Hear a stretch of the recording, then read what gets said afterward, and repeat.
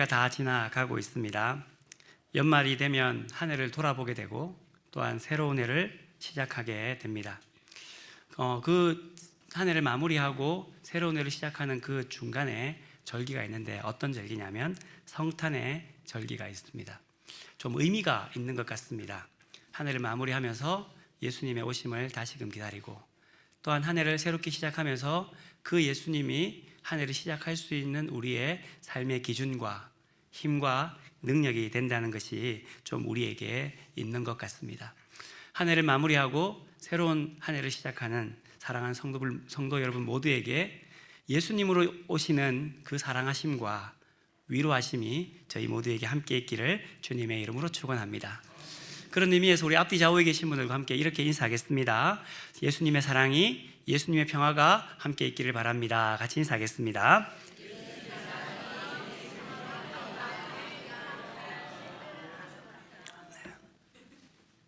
성경에 법칙이 한 가지가 있는데요. 어떤 법칙이냐면 제 아들이 복음을 전해 나갈 때에 가는 집마다 평안을 빌어라 라고 말씀합니다. 그래서 평안을 빌지요. 그래서 평안을 빈 가정이 그 평안을 받아들이면 그 평안이 그 가정에 임하고, 받아들이지 않으면 그 평화가 전하는 자에게 임한다 그러지 않습니까? 그러니까 인사할 때에 크게 하시는 분들은 어떤 분들이냐면 나도 그 인사 그대로 은혜를 받고 싶습니다, 사랑받고 싶습니다 한 사람은 크게 하고, 아닌 분들은 작게 하는 거죠. 다음부터 크게 하시기 바랍니다. 네. 여러분 올 한 해 어떠셨습니까? 행복하셨습니까? 여러분 어떠십니까? 지금 여러분 행복을 누리고 살아가십니까? 세상의 사람들은 다 행복하기를 원합니다. 근데 예전과 지금을 좀 비교해 보면 그 행복감이, 그 행복을 느끼는 감정이 조금 떨어지는 것 같습니다. 우리나라가 예전에 비해서 행복의 조건들은 훨씬 더 커지고 좋아진 것 같습니다. 저보다 어르신들이 살았던 시대는 굉장히 어렵고 힘든 시대였습니다. 하지만 지금의 시대는 아주 조건적으로, 물질적으로 풍성한 시대를 살고 있지요.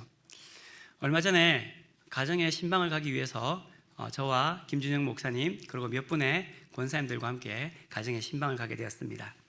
차 안에서 이런저런 얘기를 하다가 어떤 이야기가 있었냐면, 여러분 우리가 예전에 보면 연탄 아궁이가 있었지 않습니까? 연탄 아궁이에 연탄불을 갈아야지만 방이 따뜻해지는 것이죠. 그때 매일 아침마다 하는 일이 한 가지가 있었습니다. 어떤 일이냐면 물 양동이 한 동이에다가 물을 가득 채우고 연탄불 위에 올려놓습니다. 왜냐하면 아침에 출근하거나 또는 학교를 가는 사람들이 이제 씻어야 되는데 뜨거운 물이 없으니까 그 연탄 아궁이에다가 물 한 양동이를 올려놓고 그리고는 그 물을 쓰게 되는 거죠. 그러면 어떻게 되냐면 처음 그 물을 쓰는 사람은 고민합니다. 내가 얼만큼 써야 될까? 내가 많이 쓰면 뒷사람이 찬물로 머리를 감거나 세수를 해야 되는 걸 아니까 만약에 5명이 씻어야 된다 그러면 한 5분의 1 정도만 자꾸 준비해서 씻게 되는 거죠. 그러다가 이 분량에 얼만큼 해야 될 것인가 잘못 측정하면 문제가 되는 것은 마지막 씻는 사람은 찬물에 머리를 감고 세수를 하고 가야 되는 일들이 있게 되는 겁니다. 지금이야 버튼을 누르면 뜨거운 물이 나오지만 그때는 그런 일들이 있었던 거죠. 근데 그 이야기를 하고 있는 가운데에 죄송합니다. 이 자리에 있는 분께 이런 말씀드려 죄송하긴 하지만 김준영 목사님은 그걸 모른다는 거예요. 저와 권사님들은 그렇죠, 우리가 그때 그랬지요 라고 이야기하는데 김준영 목사님은 왜 그래요? 라고 이야기를 하시는 거예요. 왜냐하면 김준영 목사님이 기억했던 시대는 연탄 보일러가 있어서 누르면 따뜻한 물이 나오는 때였기 때문입니다. 근데 목사님하고 저하고 얼마 차이 안 나거든요. 10년 정도의 시간 속에 우리가 엄청나게 많은 조건들이 변화되어지고 우리가 많은 것을 얻게 발전이 되었습니다. 예전에 많이 가난했는데 그럼 그때는 좀 불행했느냐? 사실 그렇지는 않았던 것 같습니다. 그때도 제법 행복했던 것 같습니다. 여러분들은 짜장면 가격이 처음 기억나는 가격이 얼마인지 잘 모르겠습니다. 제가 생각할 때 제가 어릴 때의 짜장면 가격은 500원이었습니다. 간짜장면 가격은 700원이었습니다. 짜장면 먹는 날은 아무 때나 먹을 수가 없습니다. 엄마 나 짜장면 먹고 싶어요 라고 말한다고 해서 그 짜장면을 아무 때나 먹을 수 있는 것이 아니었고, 짜장면 먹는 날은 정해져 있었습니다. 이사하는 날 아니면 졸업식 날 짜장면 가게 가서 먹게 되고, 그날에 특별한 음식을 먹게 되죠. 탕수육을 먹게 됩니다.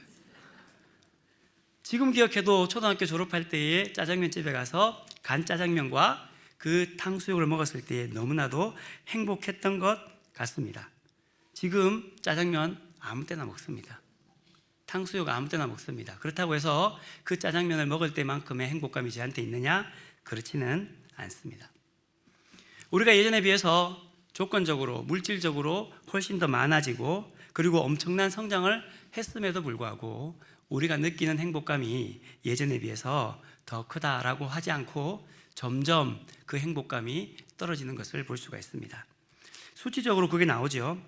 내가 행복하다고 느끼는 사람의 비율이 2011년에는 76%인데 반해 2022년부터 2025년까지는 54%로 떨어진 것을 볼 수가 있습니다. 2024년 우리나라가 행복하다라고 느끼는 지수를 숫자적으로 했는데 10위 최고로 행복하다면 우리나라의 수치는 5.9라고 합니다. 그 5.9의 수치는 얼마냐면 조사했던 나라 전 세계 160개국 중에 57위이고 OECD 국가 중에는 38개국 중에 35위가 우리나라입니다. 그렇게 말한다면 경제적으로 좀 결정되어지고 사회적으로 안정되어지고 형태를 갖춘 나라 중에 가장 행복하지 않다, 난 좀 불행하다라고 말하는 좀 낮은 곳에 있는 나라가 우리나라라고 할 수가 있습니다. 분명 객관적으로는 우리 장로님들, 권사님들 살았던 세대에 비하면 지금이 훨씬 살기가 좋습니다. 삶의 조건이 좋아졌고 상황도 좋아졌습니다. 그런데 왜 우리는 행복을 누리는 것들이 점점 떨어지고 있느냐? 사회학자가 이렇게 그 문제에 대해서 두 가지를 설명을 했습니다. 첫 번째는 무엇이냐면 우리의 욕망의 크기, 욕망의 그릇이 커졌기 때문이라는 겁니다. 우리가 가난했을 때에는 짜장면 한 그릇 먹는 것, 삼겹살 하나 먹는 것이 우리에게 행복이 되었습니다. 왜냐하면 내 욕구에, 내 욕망의 그릇이 고만했기 때문입니다. 그것이 채워지면 우리는 행복하다라고 느꼈습니다.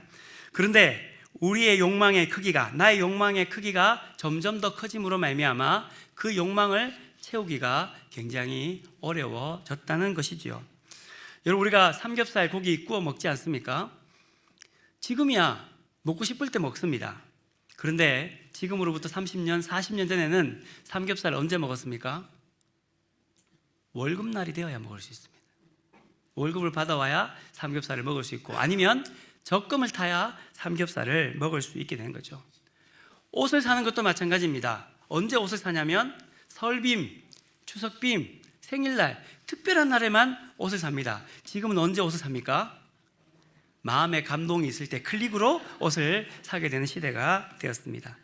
그렇다고 해서 옷을 샀을 때의 행복감이 설빔, 추석빔을 샀을 때의 행복감에 비해서 지금 아무리 좋은 옷을 산다고 해도 그 행복감을 누릴 수 있느냐? 그렇지 않은 것을 볼 수가 있습니다.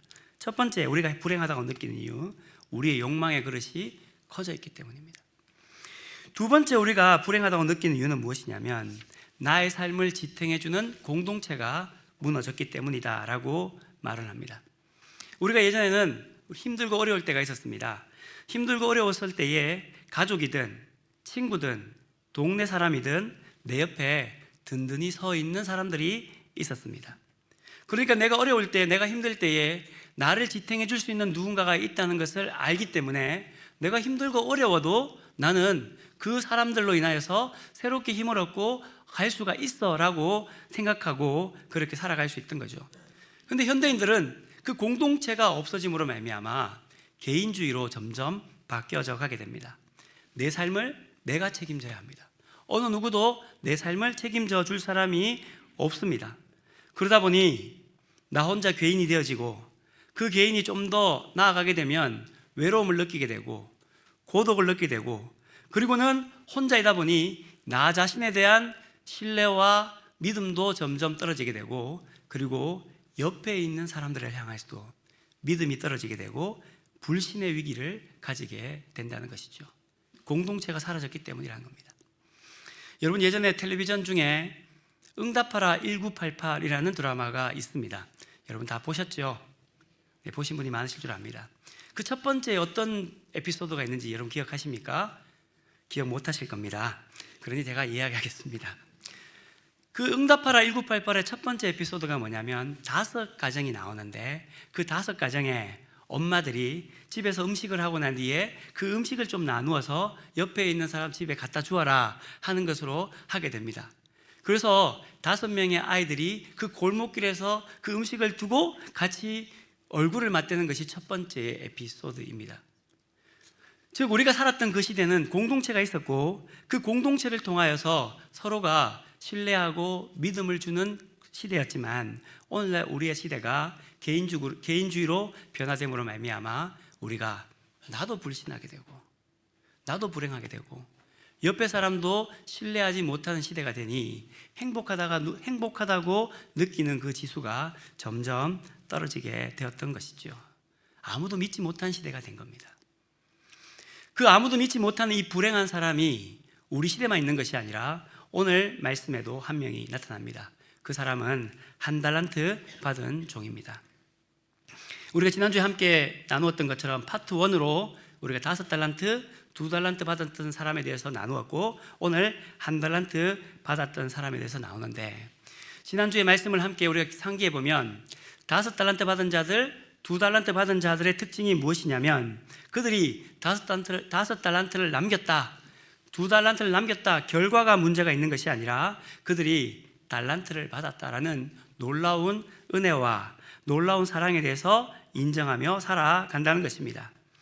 그 본문에서 그 종들이 얼마를 남겼느냐에 초점을 맞추는 것이 아니라 그들이 그것을 남기기 시작하는 그 시점에 하나님께서 주인이 그들을 향하여서 얼마나 놀라운 은혜를 주었는가, 얼마나 큰 사랑을 주었는가, 그들을 얼마나 기대하고 있는가에 대한 그 은혜와 사랑에 감격하여 그 은혜와 그 사랑의 자세로 살아가는 것이 그들의 삶이었다는 것을 우리가 함께 나누었습니다. 그 대표적인 사람이 2달란트 받은 사람이었죠. 5달란트 받은 사람, 1달란트 받은 사람은 좀 자기의 그 삶의 자리가 정확합니다. 가장 많이 받았고 가장 적게 받았습니다. 근데 이 2달란트 받은 사람은 1달란트 받았다는 사람에 비하면 많이 받았습니다. 2달란트나 받았으니까요. 2배나 받은 거죠. 그런데 5달란트 받은 사람에 비하면 이 2달란트 받은 사람은 적게 받았습니다. 반도 못 받았으니까요. 그러니 그가 5달란트 받은 사람을 바라보고 자기의 삶을 바라보면 화가 납니다. 왜 화가 나냐면 주인이 저 사람보다 나를 인정하지 않는 것처럼 느끼거든요. 주인이 저 사람보다 나를 사랑하지 않는 것처럼 보이거든요. 그러니 그 마음속에 어떤 마음이 생기냐면 저 사람을 주인이 더 사랑하는구나 라고 생각하며 마음속에 불편한 마음이 생기게 됩니다. 어떤 마음인지 설명할 수는 없지만 우리 마음 깊은 것 밑에서 이런 일들을 당할 때에 나도 모르는 기분 나쁜 것이 내 마음을 사로잡을 때가 있다는 것이죠. 그것이 보편적인 사람들의 특징입니다. 그런데 성경에 보면 이 2달란트 받은 자는 그러하지 않았습니다. 어떻게 알 수 있냐면 20절과 22절에 보면 5달란트 받은 자가 주인에게 와서 했던 말과 2달란트가 받았던 자가 주인에게 와서 했던 말이 똑같습니다. 22절에 이렇게 말씀하죠. 주인이여 내게 2달란트를 주셨는데 보소서 내가 또 2달란트를 남겼나이다 라고 이야기를 합니다. 그 삶의 자세를 똑같이 살아가는 그 사람에게 주인도 똑같이 축복하고 있다는 겁니다. 21절에 5달란트를 축복했던 것처럼 23절에도 보면 똑같이 잘하였도다 착하고 충성된 종아 내가 적은 일에 충성하였음에 내가 많은 것을 내게 맡기리니 내 주인의 즐거움에 참여할지어다 라고 축복하고 있습니다. 사랑하는 성도 여러분, 마지막 한 해가 끝나갑니다. 새로운 한 해가 시작됩니다. 다시금 오늘 이 매듭의 시간에 2달란트 받은 자와 같이 하나님이 우리에게 부어주신 그 놀라운 사랑과 은혜가 여러분 마음속에 충만해지는 역사가 있기를 주님의 이름으로 축원합니다. 그리고 그 은혜와 그 사랑을 가지고 주님께서 나에게 맡겨주신 자리, 5달란트 받은 자와 같은 자리, 2달란트 받았던 자와 같은 자리, 내 삶의 자리, 가정에서의 자리, 교회에서의 자리, 직장에서의 삶의 자리를 그 은혜로 살아갈 수 있는 저희 모두가 되기를 주님의 이름으로 축원합니다. 그런데 오늘 1달란트 받은 사람은 그 은혜와 사랑을 잊어버립니다. 오늘 우리가 앞에 읽었던 말씀을 보면 15절 말씀에 각각 그 재능대로 한 사람에게는 금 5달란트를, 한 사람에게는 2달란트를, 한 사람에게는 1달란트를 나누어 주었습니다. 1달란트 받은 사람이 1달란트를 받았습니다. 처음 받았을 때는 굉장히 놀랐을 겁니다. 지난주 말씀을 나누었던 것처럼 이 1달란트는 무게로 34kg가 되어지고, 지난번 우리가 솔로몬의 왕국과 비교했을 때의 그 돈이 오늘날 가치로 바꾸면 약 1억 2천억 원에 비한다라고 말씀했습니다. 1달란트 받은 사람, 주인이 그 사람에게 1조 2천억의 주는 돈에 관한 그 가치를 그에게 주었다는 말은 그 종을 인정했다는 말입니다. 그 종을 사랑했다는 말입니다. 그 종에게 은혜와 기대를 그에게 했다는 것이고, 그것을 통하여 그가 1달란트를 받은 한 종이 되었다는 것을 오늘 말씀은 이야기해 주고 있습니다.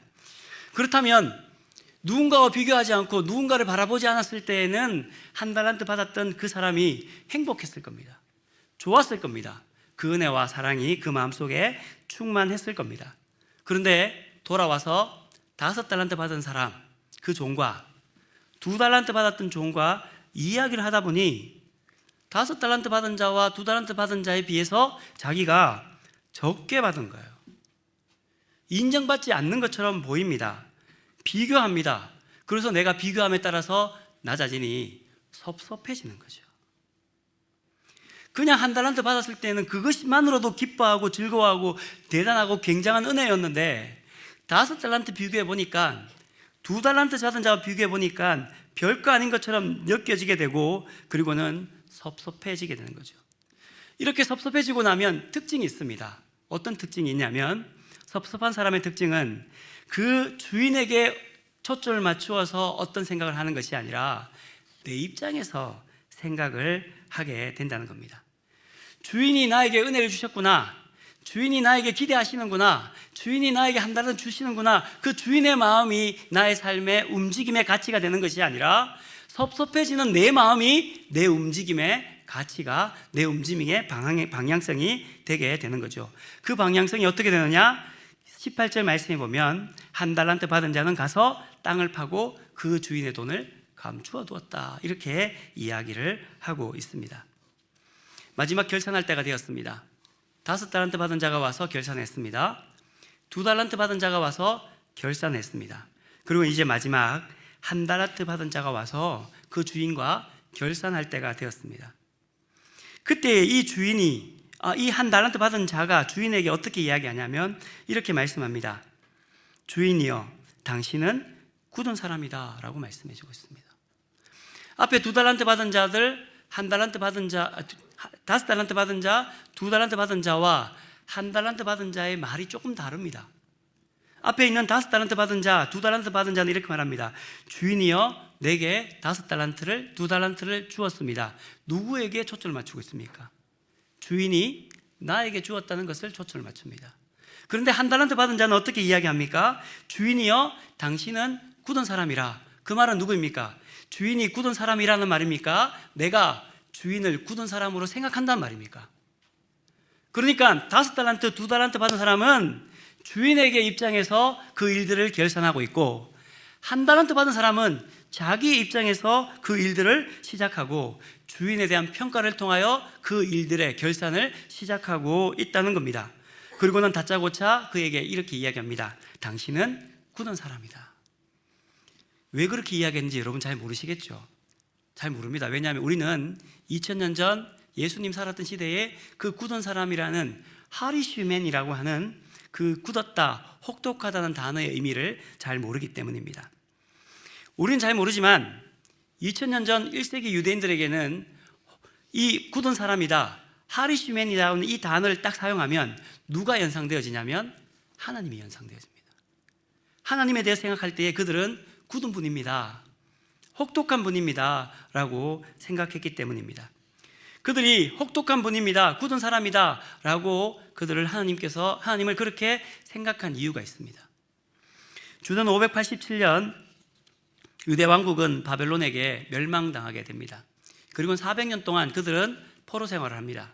바벨론에게, 페르시아에게, 그리고 헬라에게, 그리고 마지막 로마에게까지 그들은 핍박을 당하고 포로 생활을 하게 됩니다. 포로 생활을 하면서 그들은 질문합니다. 하나님, 왜 우리가 이렇게 아픔을 당해야 합니까?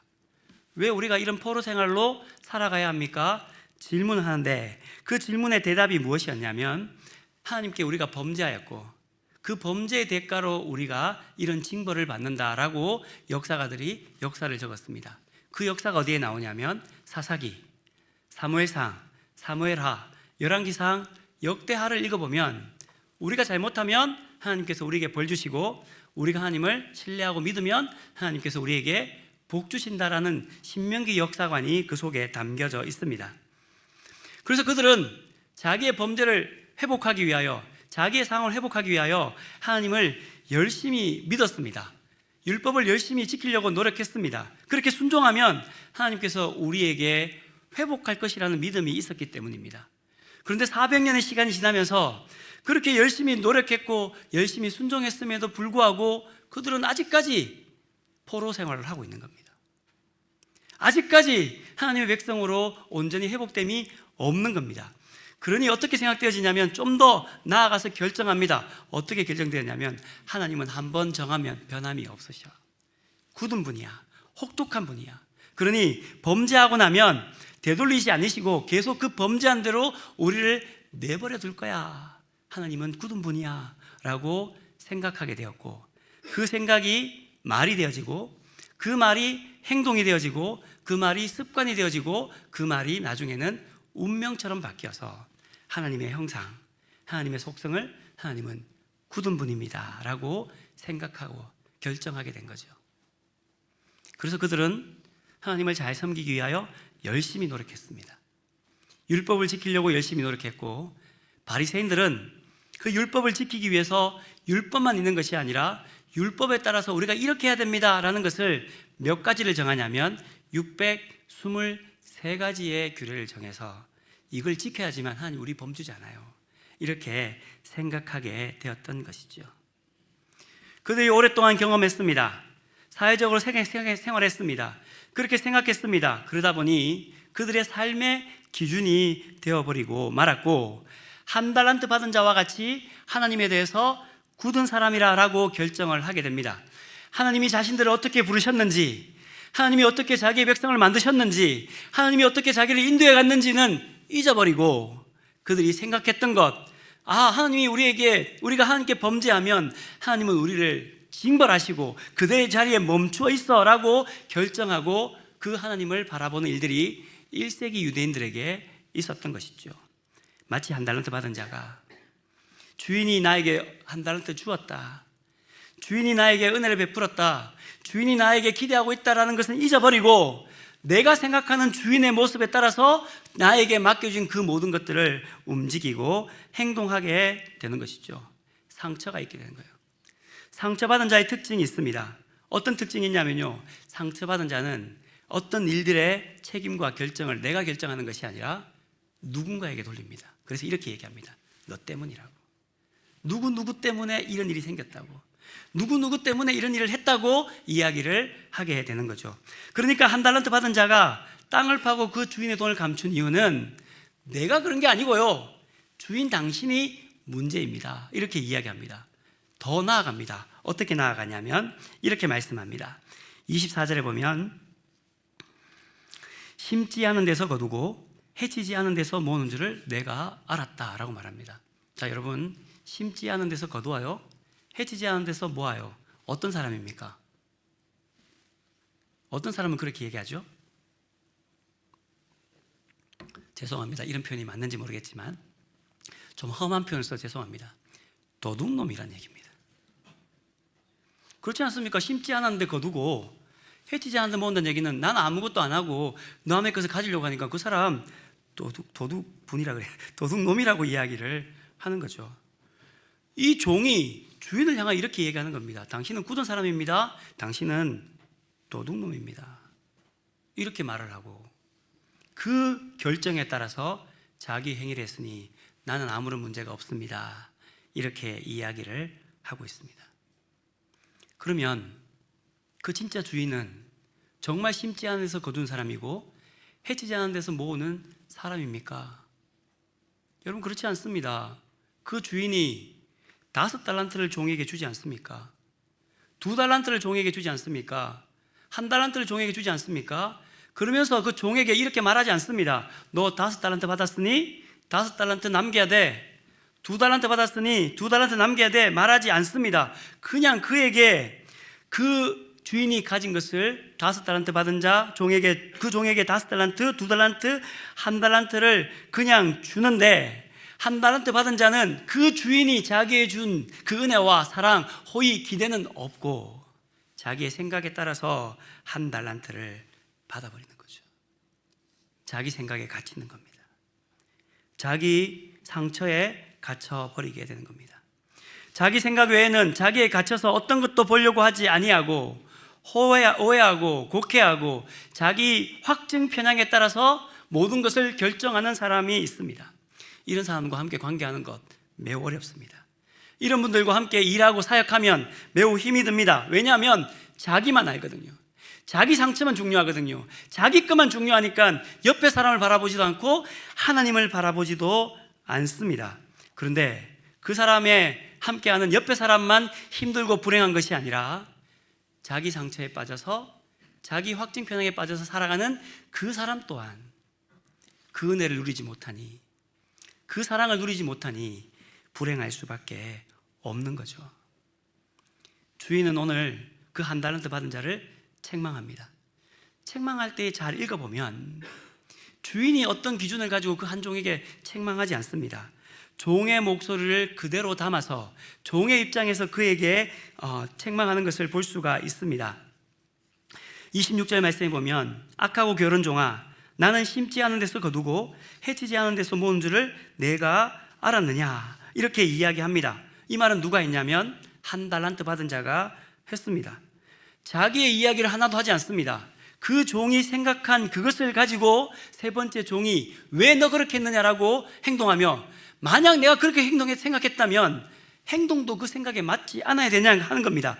27절 말씀에 내가 마땅히 내 돈을 치리하는 자에게서나 맡겼다가 내가 돌아와서 내 원금과 이자를 받게 할 것이다. 네가 그렇게 생각했다면 네 생각에 따라 또 해야 되지 않느냐, 왜 그것도 하지 않았느냐라고 말합니다. 그런 의미에서 볼 때 오늘 말씀은 1달란트 받은 자가 일하지 않아서 1달란트 밖에 없다, 혹은 무엇을 남기지 못했다라는 그 일의 결과에 대한 문제가 아니라 그 마음이 어떤 마음이냐, 그 1달란트 받은 자의 마음이 어떤 마음으로 생각하느냐 하는 것이 그를 책망하는 기준이 되었다는 것을 우리는 알아야 합니다. 1달란트 받은 자에게 중요한 것은 주인의 생각이 아니었습니다. 주인이 나에게 베푼 호의가 아니었습니다. 주인이 나에게 베푼 그 은혜와 사랑이 아니라 내가 생각했던 주인, 내가 바라보았던 주인, 내 생각과 신념에 빠져서 하나님의 생각과 뜻과 반대되는 삶이 1달란트 받은 자에게 있었고, 하나님은 그것을 향하여 책망하고 있는 겁니다. 하나님은 우리가 일을 얼마나 많이 했느냐에 따라서 칭찬하고 책망하는 분이 아닙니다. 하나님은 우리가 일의 결과가 어떻느냐에 따라서 우리를 책망하고 칭찬하는 분이 아닙니다. 하나님께서는 우리가 하나님의 은혜를 받고 그 은혜를 누리고 그 은혜에 따라 살아가는 사람이 되기를 하나님 우리에게 원하시는 줄 믿습니다. 그러니 우리가 대림절, 주님을 기다리는 이 절기에 주님을 기다리며 우리가 고백해야 될 것이 있습니다. 하나님이 우리에게 놀라운 은혜를 주셨습니다. 그 사랑을 우리에게 베풀었습니다. 그 감사와 감격으로 우리의 삶의 자리에서 하나님을 인정하며 살아가는 우리 모두가 되어야 될 줄 믿습니다. 창조주 하나님은 우리의 생각에 제한되는 분이 아닙니다. 우리 하나님은 우리의 생각에 멈춰 있는 분이 아닙니다. 우리 하나님은 우리 교회에 제한되는 분도 아닙니다. 하나님은 하나님이십니다. 하나님이 우리에게 각 사람의 재능에 따라서 어떤 사람에게는 5달란트를 줍니다. 어떤 사람에게는 2달란트를 줍니다. 어떤 사람에게는 1달란트 줍니다. 비교하면 힘듭니다. 어렵습니다. 우리에게 주신 그 사랑과 은혜를 바라보며 살아갈 때에 하나님의 영광과 주인의 마음을 느낌으로 말미암아 행복한 사람이 되는 우리 모두가 될 줄 믿습니다. 인간은 어느 때에 행복을 느낄까요? 성도는 행복할 때는 하나님의 영이, 하나님의 은혜가 나에게 충만할 때 성도는 행복해집니다. 심령이 가난한 자는 복이 있나니 하나님의 나라가 너희의 것이다 라고 말씀합니다. 그 말을 좀 바꾸어 이야기하면 이렇습니다. 왜 우리가 불행하다고 느낄까요? 왜 우리가 행복하지 않다고 느끼는 까닭이 무엇일까요? 우리 내면에요, 그 사랑이 잊어버려졌기 때문입니다. 그 은혜가 작동되지 않기 때문입니다. 내가 받은 은혜와 사랑이 별거 아닌 것처럼 느껴지고 나를 만족시키지 못하고 내 옆 사람과 누군가와 비교하니 내 마음에 상처가 됩니다. 점점 나를 고착시킵니다. 그래서 오해합니다. 나에 대해서도 오해하고 내 옆에 사람에 대해서도 오해하고 심지어요, 하나님에 대해서도 오해합니다. 그리고는 불행해, 난 안 돼 라고 말하며 그 큰 은혜를 땅에 묻어버립니다. 어떤 분이 이렇게 말씀하셨습니다. 여러분, 지옥은 어떤 곳일까요? 지옥은 자기 자신에 대해서 한순간도 잊지 않는 곳이 지옥이랍니다. 자기 자신을 잊지 않는 게 왜 지옥입니까? 그 자기 자신을 잊지 않는데 남과 끊임없이 비교해서 남을 의식하며 나를 인식하는 그곳이 지옥이라는 겁니다. 남이 나를 어떻게 볼까? 나는 저 사람보다 낫지 않은데 나는 왜 이럴까? 끊임없이 나를 의식하며 그러다 보니 하나님이 나에게 부어주신 은혜가 기억나지 않는 거예요. 움직여지지 않는 겁니다. 누가 행복할까요? 행복의 조건이 행복을 만드는 것은 아닙니다. 5달란트 있으니까 행복한 게 아니고 2달란트 있으니 행복한 것이 아니고 주인이 나에게 주신 은혜가, 주인이 나에게 주신 그 사랑이, 주인이 나에게 바라보는 그 기대가 있는 것을 알고 그 맡겨주신 일에 최선을 다해 살아가는 그 사람이 행복한 사람인 줄 믿습니다. 저는 목회하는 가운데 소망이 있습니다. 제가요, 목회하는 이 교회 가운데에서 목회할 때에 제가 행복해졌으면 좋겠습니다. 좀 이기적인가요? 또 소망이 있습니다. 하나님의 교회에 문지방에 들어올 때에 하나님의 은혜와 사랑이 들어오는 한 분 한 분들의 마음을 희감음으로 말미암아 그 한 사람 한 사람이 믿음의 성도가 행복해졌으면 좋겠습니다. 또 소망이 있습니다. 예배하는 이 가운데에 말씀을 듣고 함께 예배할 때에 하나님의 은혜가 매 주일마다 여러분의 몸과 마음을, 제가 이 표현 좋아하는데요, 휘감음으로 말미암아, 덮어짐으로 말미암아 행복했으면 좋겠습니다. 제가 지난 화요일 날 중부기도 때 찬양 인도와 기도 인도를 했습니다. 기타를 치면서 했는데요, 그러다 보니까 이 손가락 끝마디에 굳은 살이 박혔어요. 여러분, 굳은 살은 아플까요, 안 아플까요? 안 아파요. 내가 꼬집어도 안 아파요. 내가 눌러도 안 아파요. 그 살은 내 거 아닌 것 같아요. 우리가 신앙생활 할 때에 어느 순간 조금씩 굳은 살이 베겨져 갑니다. 은혜가 들어갈 수 있는 생기가 없어집니다. 시간이 좀 지납니다. 다시금 이 굳은 살에 생기가 들어갑니다. 핏줄이 들어갑니다. 물기가 들어갑니다. 다시금 살아나게 되는 거죠. 오늘 예배하는 모든 성도들에게 굳어져 있는 여러분의 마음에 예수님 오심으로 말미암아 그 은혜와 사랑의 물결이 흘러가는 축복이 있기를 주님의 이름으로 축원합니다. 그리고 그 사랑과 은혜를 가지고 행복하게 이 한 해를 마무리하고 행복하게 2026년으로 나아가는 모든 성도가 되었으면 좋겠습니다. 오늘 우리가 마지막 함께 나눌 찬송은 지난번 함께 나눈 찬송입니다. 이것이 행복이라오. 세상이 알 수 없는 하나님 선물, 이것이 행복이라오. 하나님의 자녀로 살아가는 것, 이것이 행복이라오. 이 찬송을 부를 때에 나도 행복해지고, 내 옆에 있는 형제도 행복해지고, 우리 교회도 행복해지는 역사가 있기를 간절히 바랍니다. 함께 찬송하겠습니다.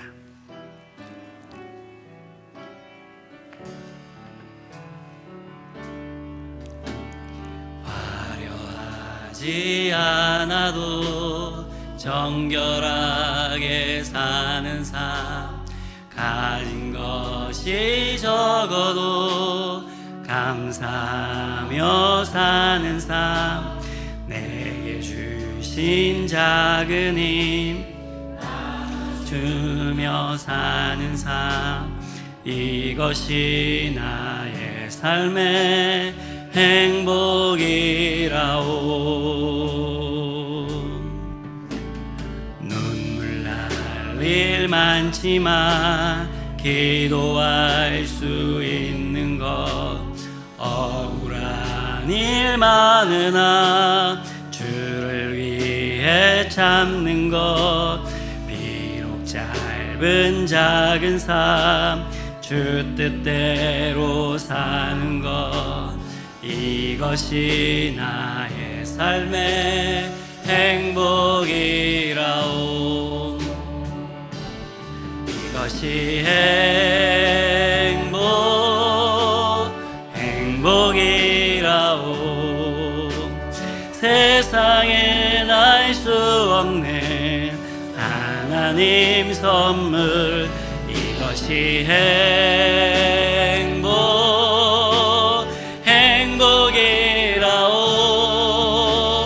하나님의 자녀로 살아가는 것, 이것이 행복이.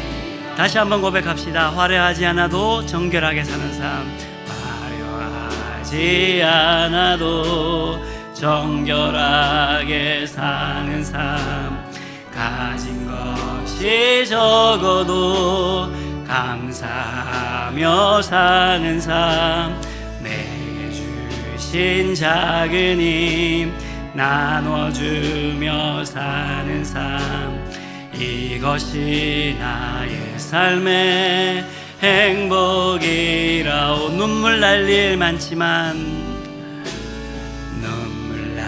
일 많지만 기도할 수 있는 것, 억울한 일 많으나 주를 위해 비록 짧은 작은 삶 주 뜻대로 사는 삶, 주 뜻대로 사는 것, 이것이 나의 삶의 행복이라오. 이것이 행복이라오. 세상엔 알 수 없는 하나님 선물, 이것이 행복이라오. 하나님의 자녀로 살아가는 것, 이것이 행복이라오.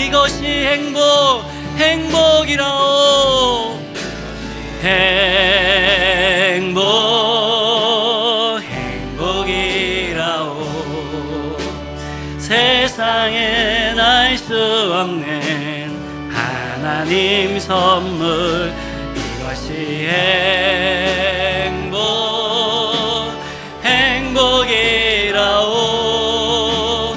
하나님의 자녀로 살아가는 것, 이것이 행복이라오. 하나님 아버지 감사합니다. 우리에게 은혜와 사랑과 독생자 예수 그리스도를 보내주신 그 은혜로 말미암아 복된 자녀, 행복의 자녀가 되게 하시니 감사를 드립니다.